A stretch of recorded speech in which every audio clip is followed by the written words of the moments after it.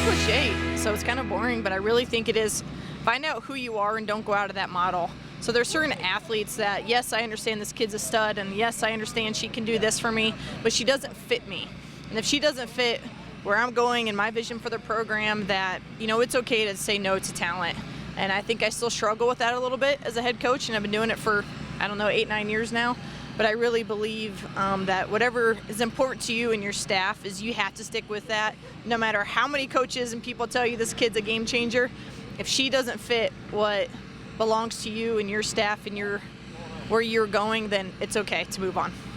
Keeping an open mind for what I'm looking for, instead of trying to pick up on specific skills that I'm looking for. I'm going to look for some other things off the field more so than what I would have thought coming into coaching. To try to find out as much as I can about the person that I'm recruiting. At the end of the day, it's definitely a pretty intimate relationship between a coaching staff and these young players that are coming in to get a college degree and to compete for you. And that's the piece that is probably the hardest to do. That's the hardest part of our job, is to really find out about the people that we're about to recruit and go after.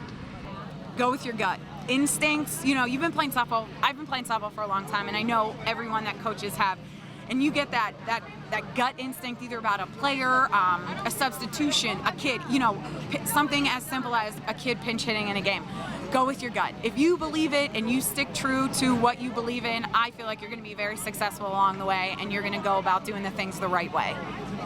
Wow, just set your expectations high. You've got to communicate with your athletes because they want the same thing. And like I said, the success that we had this year was from our athletes buying in. The mental game is the difference. So many athletes are equal across the board. If they can get that mental edge, that's going to help them. That's going to help your team, and obviously down the run, it's going to show up in big games. Know what you want and go get it. Don't be willing to work at the nitty-gritty and do everything that you need to do to get to where you want to be. I think, just learn. Just learn. It's really hard. I think, every generation changes, I get that. But I think you just need to really try to absorb and be a sponge and learn as much as you can. We have some great coaches. Go to the convention, go to anything you can get to learn and to hone your craft a little bit better.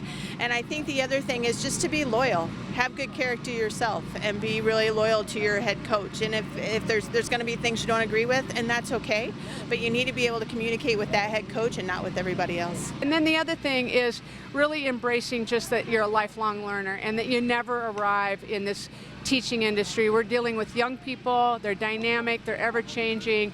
Even from a freshman to a senior, it's like almost two different people as they journey through that educational process. And I just think it's just really important to always continue to grow and learn and really, this is a personal opinion of my own, but if we're in the education business, which is what coaching is, we're here to serve young people.